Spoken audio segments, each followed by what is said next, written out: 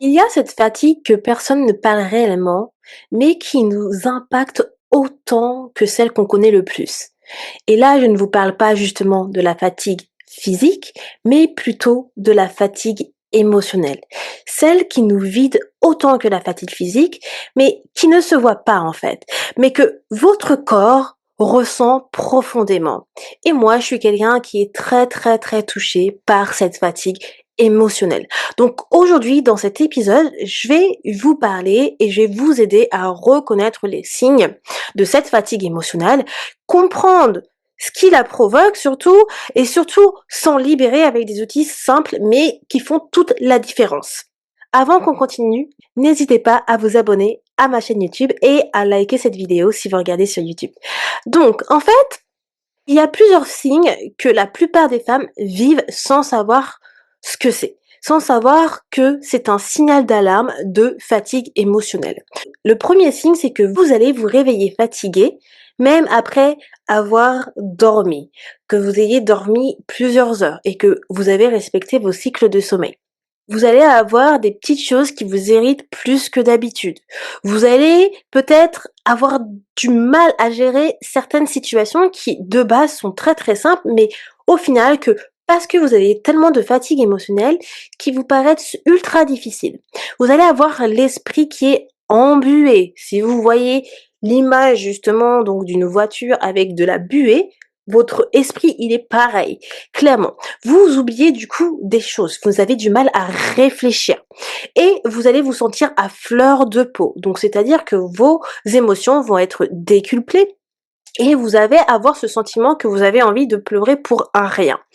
Et aussi, un des autres signes, c'est que vous avez l'impression que vous êtes trop, que vous êtes too much, clairement. Et que parce que en fait, vous avez toute cette accumulation de fait que vous êtes à fleur de peau, vous dormez pas forcément assez, vous vous sentez fatigué, vous êtes irrité facilement, on a l'impression que vous êtes too much. Alors qu'au final, non. C'est simplement que vous avez cette fatigue émotionnelle et vous avez accumulé beaucoup trop d'émotions. Et en fait, tout simplement, cela vient parce que vous avez cette fatigue émotionnelle. Et en fait, cette fatigue, elle vient souvent d'une accumulation émotionnelle, pas parce que vous avez pas assez de sommeil.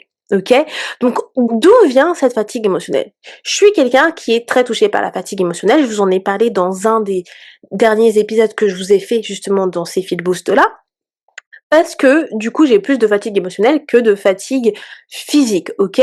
Et en fait, je sais que j'ai plus de fatigue émotionnelle parce que souvent je me sens confuse, je réfléchis énormément, je fais des longues heures de boulot et donc du coup, entre filles positives, hem, mon travail en full time, forcément, il y a beaucoup trop de réflexion au niveau de mon mental et ça me clairement, ça déclenche ma fatigue émotionnelle. Donc, je sais de quoi je parle, OK? Donc, en fait, cette fatigue émotionnelle, elle va venir du fait que on va porter beaucoup trop d'émotions, beaucoup trop de responsabilités et souvent, c'est pas quelque chose qui m'atteint moi, mais souvent, on va porter trop les besoins des autres, d'accord? Donc c'est là où je parle de respecter souvent les limites parce qu'en fait, les problèmes des autres, ce n'est pas les vôtres. Ça, c'est pas quelque chose qui m'atteint moi, qui m'impacte, mais pour vous donner plusieurs exemples. Moi, qui m'impacte beaucoup, ça va être sur beaucoup trop d'émotions, beaucoup trop de responsabilités, par exemple. Aussi, souvent, certaines femmes, ou d'hommes, peut-être, je parle beaucoup des femmes parce que la fatigue émotionnelle touche beaucoup plus les femmes que les hommes. D'accord? Donc en fait, c'est souvent certaines femmes, elles vont pas forcément se prendre des pauses aussi. D'accord? Et le fait est que vous ne prenez pas de pauses, forcément, votre système nerveux, il est saturé. Vous avez besoin de prendre des pauses dans vos journées pour envoyer ce signal à votre système nerveux que vous respirez. Votre système nerveux a besoin de reprendre de l'oxygène. Votre cerveau a besoin de reprendre de l'oxygène. Et c'est les personnes qui me suivent sur Instagram, vous savez que chaque journée, j'ai en fait une alarme de 15 minutes, donc pour pouvoir en fait prendre mes pauses. Attendez, je vais vous montrer sur mon téléphone. Alors, si je vous montre et que vous me regardez sur YouTube, je vais vous montrer sur mon téléphone, j'ai une alarme à 11 heures, une alarme à 15 heures, une alarme à 17 heures qui se déclenche pendant la semaine où je travaille pour que je prenne une pause de 15 minutes. Et le but, c'est simplement pour pouvoir me déconnecter de mon écran puisque je travaille toute la journée sur un ordinateur et mes yeux, ils n'en peuvent plus. Donc ça me permet d'avoir des pauses justement pour pouvoir réguler mon système nerveux parce que je sais que j'accumule beaucoup trop de fatigue émotionnelle. D'accord? Aussi, la fatigue émotionnelle va venir du fait est qu'on va suranalyser tout. Clairement. Alors, j'avoue, je vais pas mentir, moi je suis quelqu'un qui est beaucoup dans l'analyse de base, clairement. Ayant été une ancienne contrôle fric, je peux vous dire que la suranalyser, ça reste quand même quelque chose qui reste en moi.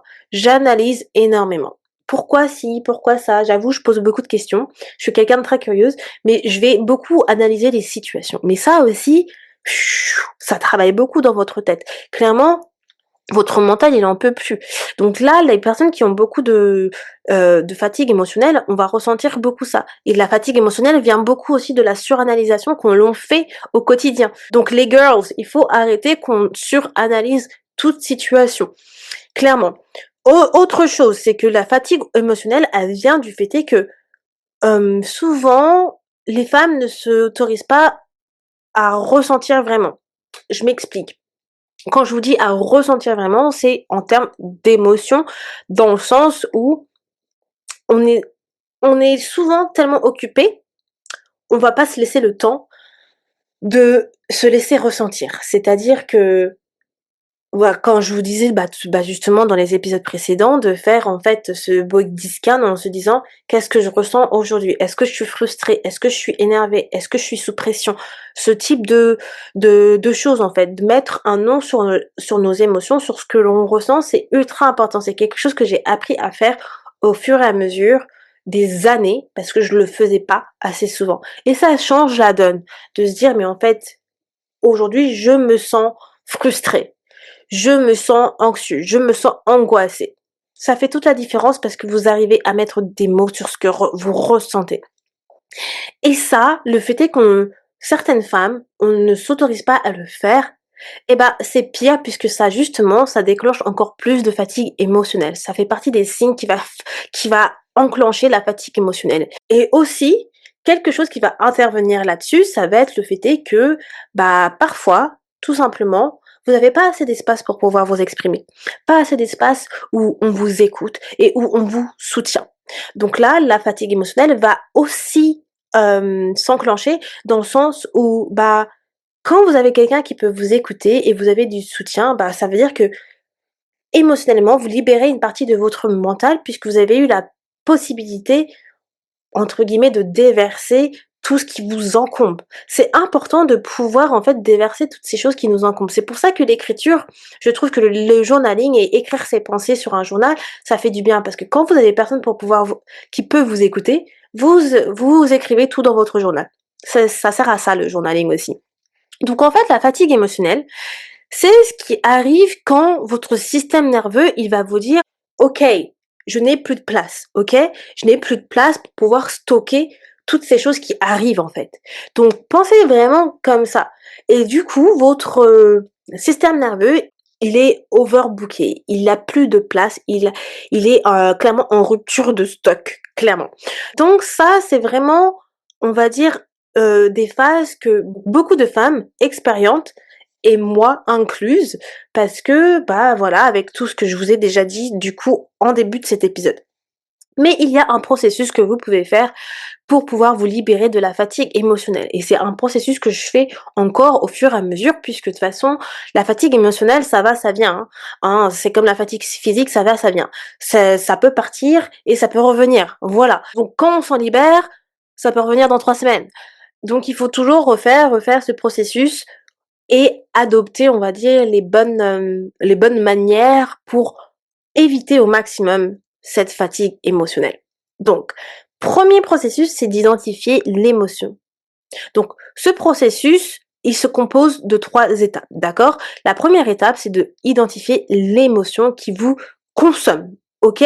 Donc est-ce que j'ai fait un épisode Il me semble que j'ai fait un épisode de fil positif à ce sujet. Je pensais beaucoup aussi à mon programme Rise parce que dans mon programme Rise, je vous parle justement de comment justement réguler ses émotions, mais je crois que j'ai fait un épisode là-dessus. Bref, identifiez l'émotion qui vous consomme.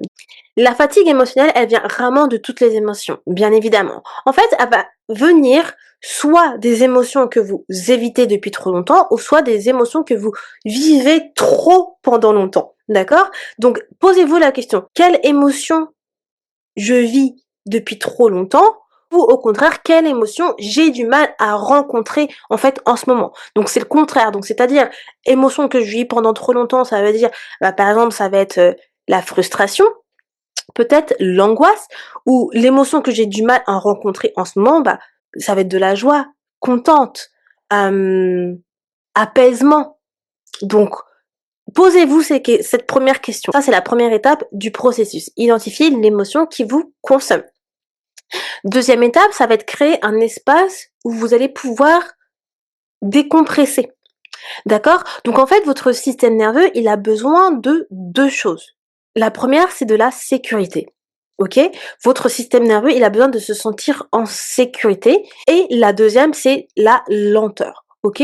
Donc vous avez besoin de ralentir. Ne pas toujours être dans l'action, dans votre énergie masculine et ne pas toujours être dans la rapidité. Donc, dans cet espace que vous créez, en fait, ça va être un espace de sûreté, un espace qui vous fait du bien et qui vous permet d'avoir du coup cette sécurité et cette lenteur. Donc ça peut être tout simplement un espace où vous prenez du temps pour pouvoir faire des exercices de respiration. J'aime bien faire la respiration carrée, donc c'est l'exercice de respiration où vous faites 4 secondes de respiration, d'inspiration, pardon, puis 4 secondes où vous hold, puis 4 secondes où vous expirez et 4 secondes où vous hold. Et ensuite, vous répétez ce cycle pendant 4 ou 5 minutes ou un peu plus si vous le souhaitez. Vous pouvez créer un espace où vous éteignez votre téléphone, donc du coup pendant la période où vous travaillez ou peut-être 30 minutes avant de dormir ou vous le mettez en silencieux. En fait, vous faites ce que vous souhaitez, ce que vous préférez. Ça peut être un espace où vous, je sais pas, vous faites, je ne sais pas, 30 minutes de silence en fin de journée, 30 minutes de silence en début de journée, quelque chose comme ça. Ça peut être un espace où vous créez, où vous allez marcher seul, sans personne, sans podcast, sans musique, simplement en écoutant la nature et en étant présent. Ça peut être un espace où tout simplement vous ne faites rien et vous avez que du silence et c'est votre médicament de la journée. Alors en fait, cet espace, comme je disais, c'est vraiment un espace pour favoriser la sécurité et la lenteur pour votre système nerveux. Donc ça va être le deuxième point du processus. Donc moi, ce que je fais, du coup, j'ai plus dans mon espace, ce que je fais, c'est du coup, j'ai la respiration carrée, comme je vous parlais.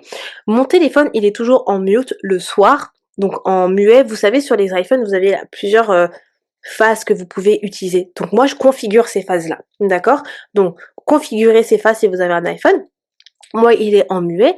Aussi, j'ai une règle qui fait que j'ai plus d'écran, enfin écran ordinateur où je vais pas sur mon téléphone après 9 heures. Clairement, c'est fini. À part les seuls écrans, c'est un film à la télé avec mon chéri si on se regarde un film le soir, d'accord? Donc créez-vous votre espace sécurisant et qui vous permet de ralentir. Et la troisième phase du processus, ça va être du coup libérer l'émotion de votre corps. Donc ça, c'est aussi une étape très importante puisque c'est la dernière étape. Donc en fait, qu'est-ce que ça veut dire? Ça veut dire que une émotion que vous ne vivez pas, c'est une émotion que vous stockez. Et en fait, cette émotion-là, puisque vous la stockez, elle va vous épuiser parce que vous ne l'avez pas libérée. D'accord? C'est pour ça que faire la régulation réguler ses émotions, c'est super important parce que stocker une émotion, ça va vous épuiser puisque au final, à la fin, vous allez exploser. Donc, il y a 3 méthodes très simples et efficaces que vous pouvez utiliser pour libérer cette émotion. Dans un premier temps, ça va être du coup, je pense que vous le savez, ça va être faire des mouvements. Ça va être actif en fait, des mouvements qui sont lents. Donc, tout ce qui est étirement, vraiment, c'est quelque chose qui va vous faire du bien et qui va permettre vraiment de libérer l'émotion de votre corps. Les étirements, c'est la base. Faites du yoga. Moi, je fais beaucoup de positions de yoga. que je fais souvent pour pouvoir libérer les émotions. Et ça fait un énorme bien. Il y a plusieurs positions que vous pouvez faire. Franchement, moi, j'utilise Pinterest. Pinterest, c'est vraiment, je suis trop fan. J'ai comment dire, des boards où justement, dans chaque board, j'ai certaines choses que j'utilise pour certaines intentions, pour certains goals. Bref, faites des mouvements lents, comme étirement, comme yoga, je sais pas, le somatic flow, tout ce qui vous correspond. Deuxième méthode, je vous en parle souvent, le journaling. Le journaling, best méthode pour pouvoir libérer l'émotion si vous n'êtes pas là quelqu'un qui est très actif, clairement. Ensuite, dernière méthode, ça va être en fait, comment dire, libérer tout par en fait les pleurs. Oups, encore une fois, j'ai punché mon micro. Décidément, je suis trop dans le mouvement. Ça va être, bah, les pleurs, heu, bouger, mais bouger en mode danser, extérioriser, en fait.